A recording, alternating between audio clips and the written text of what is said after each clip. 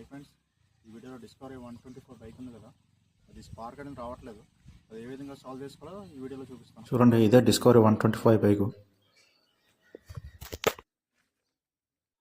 First మనం tank బయట తీసుకోవాలి. దానికి 10 టీపీటీ పడుతుంది.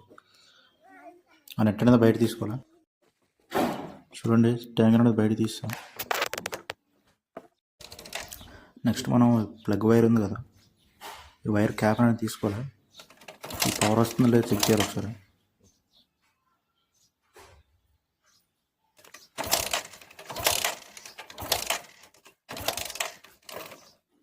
పవర్ రావట్లేదు.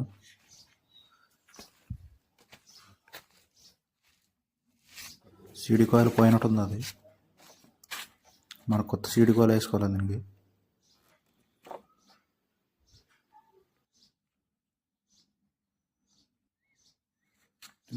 కొత్త సీడీ కాయిల్ వేసి ఒకసారి చెక్ చేసి చూద్దాం. ఇదే సీడీ కాయిల్. ఇది పెట్టి ఒకసారి చెక్ చేసి చూద్దాం పవర్ వస్తుందో లేదో. చూడండి, సీడీ కాయిల్ పెట్టాం. స్టార్ట్ చేసి చూద్దాం.